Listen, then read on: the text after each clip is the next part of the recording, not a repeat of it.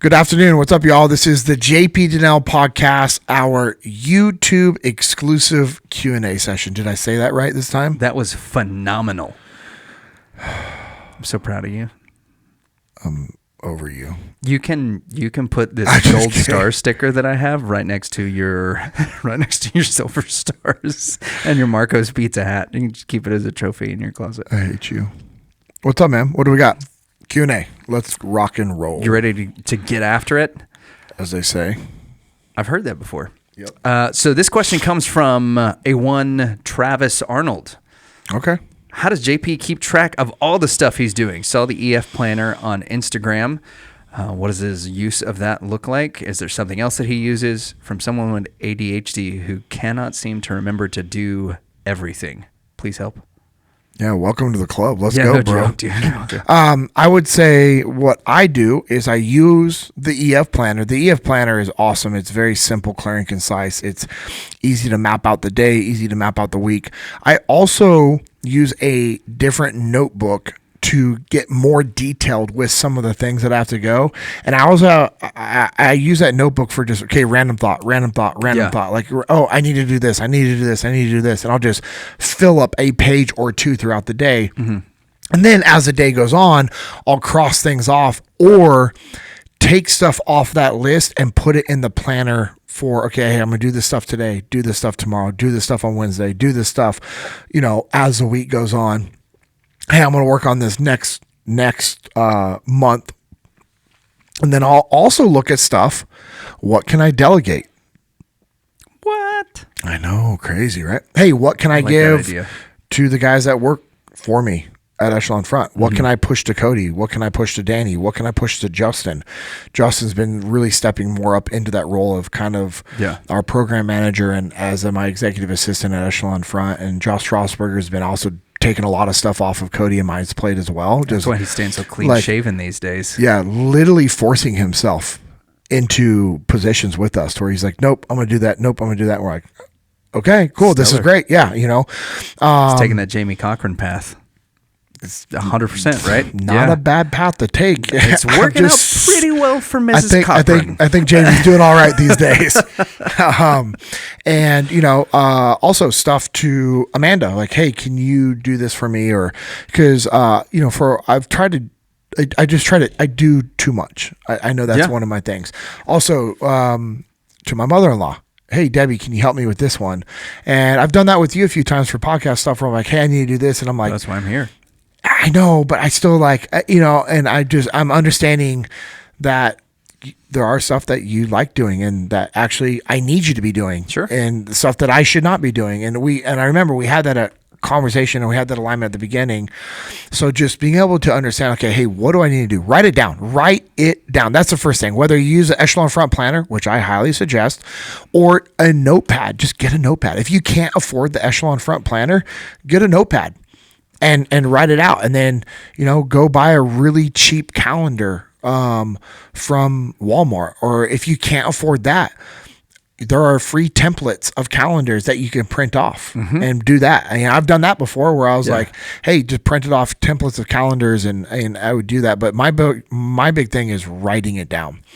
And then I'll also put stuff in my actual calendar with alerts and alarms. Okay, so you're talking about your calendar on your phone. Yes. When you say actual calendar. Yeah, gotcha. Sorry. Well, Oh, hold on. Oh, boy, here we go. And I'll write it down on a physical calendar. Perfect. So I'll have it on my phone, which syncs to my desktop. Right. And my laptop. Yep. And then I'll write it down on an actual hard calendar as well. Yeah. So I have to do something kinetic. Right? Like I've got to physically typing it into the thing. I'm like, okay, whoop, that just left my brain. And if I don't set an alert or something, that's never going to get I also have a whiteboard calendar in my office. Do you really? Yep. Lots of reminders. Yeah.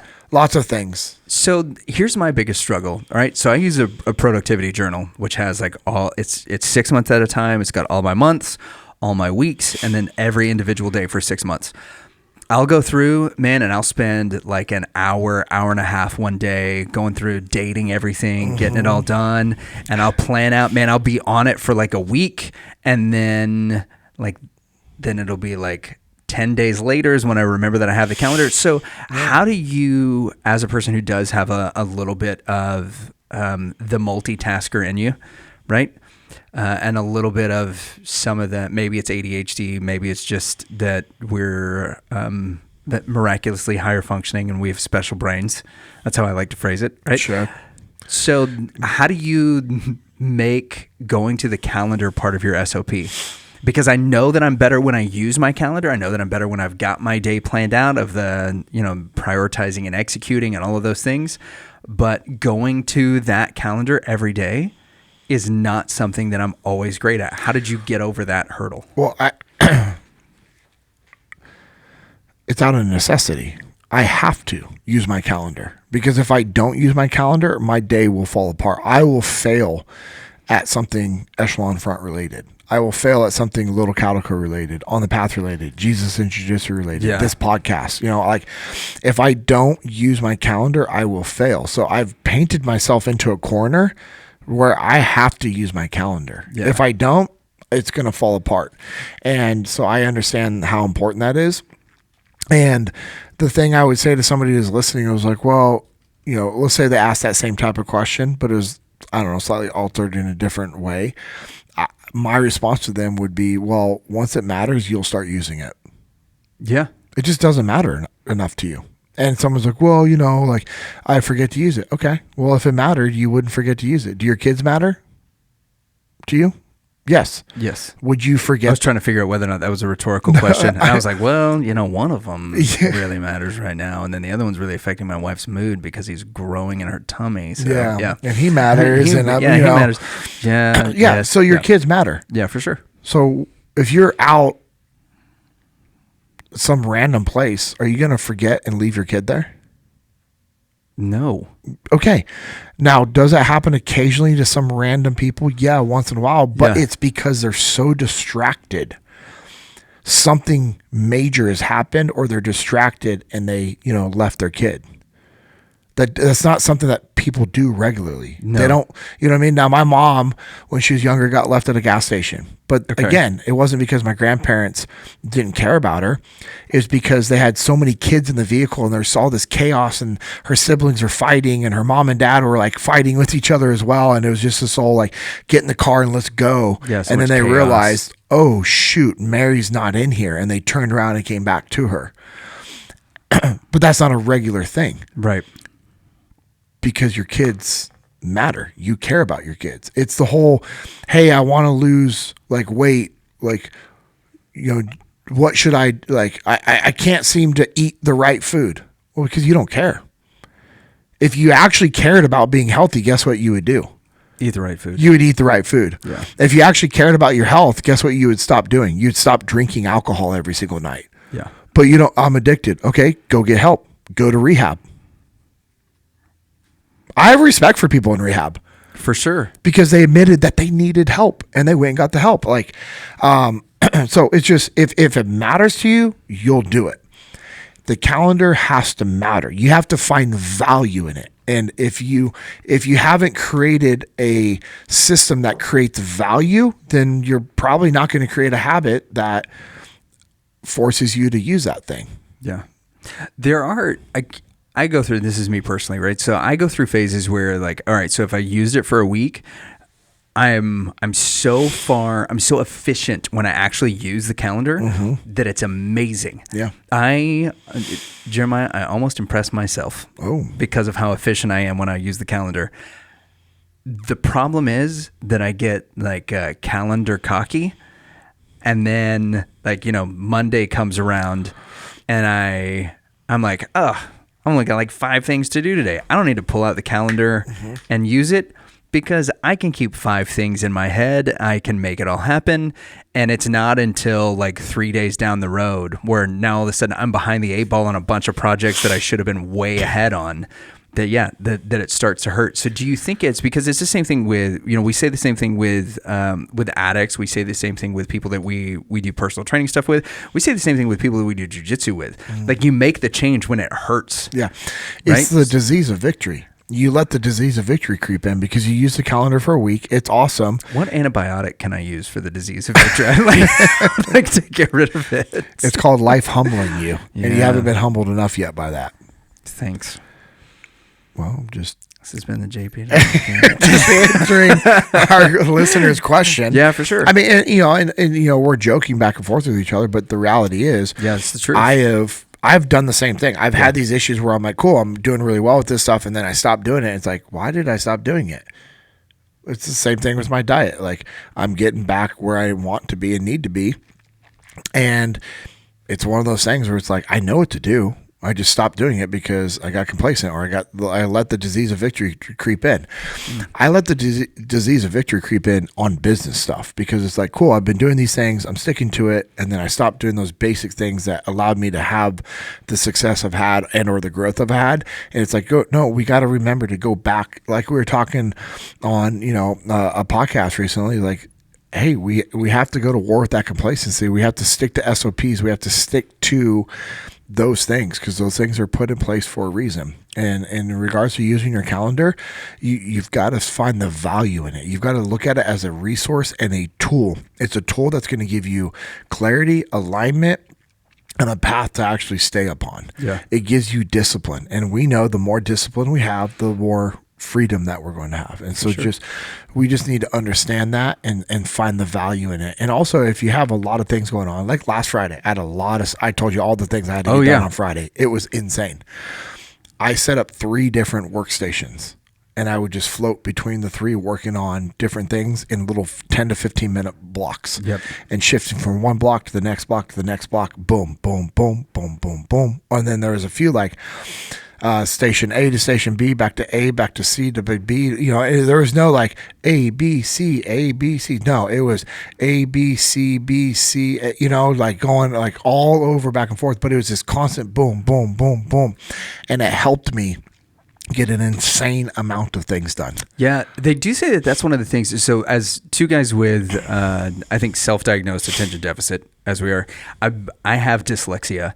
Those little things are really, really important in my productivity, is doing exactly what you said. Like, hey, 15 to 20 minutes of this thing, and now I've got to go do something else. Mm-hmm. And that actually helps me find my place back in the first thing that I was in. Now, rarely, but it does happen where I may get into a groove and I can work on something for 45 minutes without getting super distracted.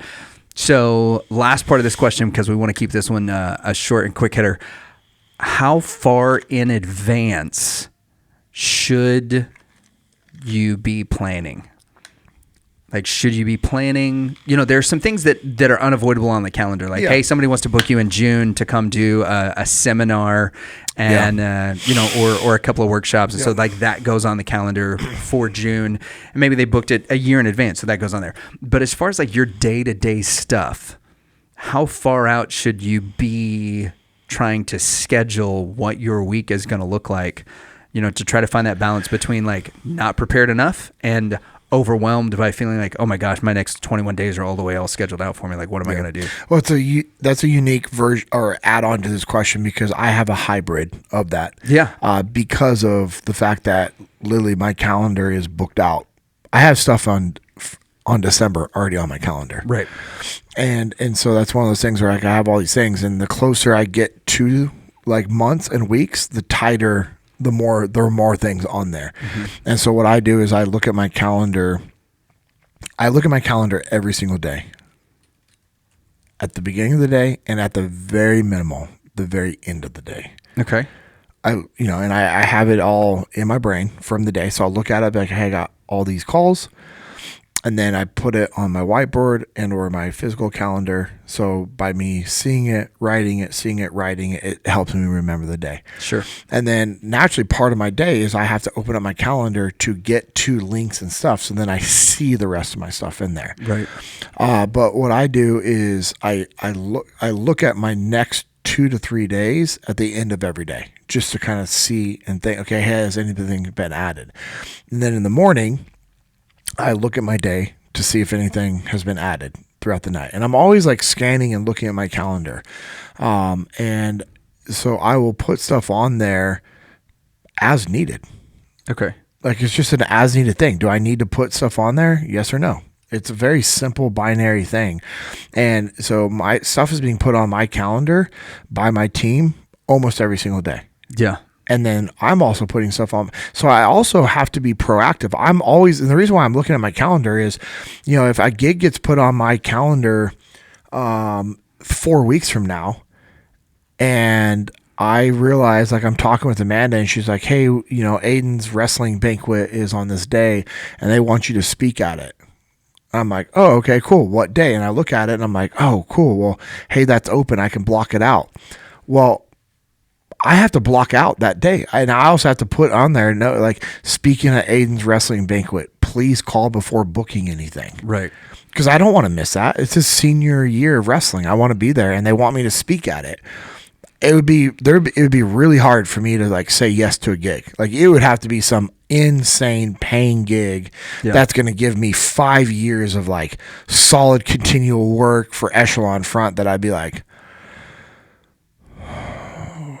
you sure you don't want Cody? You know what I mean? I'm like, hey, Cody can knock this one out and I'll do every other one. Right. I would still kind of be like, maybe I can phone a friend and I'll get you Leif Babin at the JP price. You know, like, I might try to call that favor in, because I also realize all the things I've missed out on so far. And I'm trying to, like, be better at that.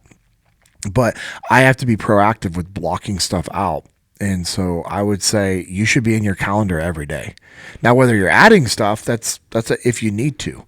But just being in your calendar, looking at it every day, looking at your week, it gives you a frame of mind of, like, what you need to be doing. And you're going to also know, like, I'm addicted to looking at my calendar in a good way.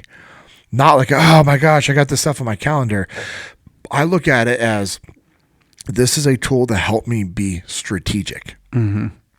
Because I know when I can be strategic, it allows me to actually support my team better. It actually allows me to have alignment with Jocko, Leif, Jamie, and Dave so that I can be a better member of the organization. So that's what I do. Right on, man. Yeah. Thanks, Travis Arnold, for the question, dude. We spent 20 minutes talking about calendars, but I do think for both of us, this is something we've had to learn how to do. And I got some good info about how I'm sick with the disease of victory. So if all of you guys would hashtag thoughts and prayers, I would appreciate it very much. Thoughts. Well, you know, if you just put up something that says thoughts and prayers, that helps. Yeah, Yep, I'll create one of those little Facebook things that people can just put on and make their temporary profile picture about me, and it'll just be me with my calendar and the disease of victory. Oh, so, that would be amazing. That would be terrible. It would take so much effort for such a little payoff. I'll probably do it. All right, y'all. Appreciate you guys listening. The Q&A sessions that we do are going to vary from, like, one question, little hitters like that occasionally, to the longer versions that we've had where they're like 30, 40, 50 minutes of us diving into the questions. But again, we just want to put something out in addition to the weekly podcast that comes out every Friday. So we appreciate all your support. Make sure you guys are subscribed. Make sure you guys are looking to hit that notification button. And also, Lucas told me that we're going to have a bunch of shorts coming out. We're blitzing shorts. We're blitzing shorts. So if you guys have the ability to just watch those, comment, like, share, that would be huge for us. But we also made it to where we're being helpful to you, so that even if you are subscribed and you are signed up to be notified every time one of these episodes drops, we have it to where you will not be notified when the shorts. You're not going to get short spammed. Because it'll be like ding, ding, ding, ding. So bad. We're trying to do how many shorts a day? We're doing like 6 shorts a day for the next little bit. Yeah. To really, to get us well indexed and also to kind of get the word out about what we're doing right now. So that's awesome. But getting 6 or 7 notifications a day from, I don't know that you would enjoy getting that many text messages from me a day, let alone shorts notifications. Well, I mean, you're a part of our Jesus and Jiu-Jitsu group text, so you know how many of those notifications come in a day. I might have had that muted. There are times I mute it too. Bro. You have to. Mm-hmm. Like, You have to when you're working. Like I group text messages, like, and it's not them rude against the guys, No. or what our group is. There's, hey, I need to be focused on what I have at hand. I don't need to know every time somebody likes a comment. Yeah, no. Especially if I've said something funny and everybody likes it. Yeah. That happens all the time. All the time. That's typically what most of that is. Is that what happens? You funny. just get so many notifications from your humor.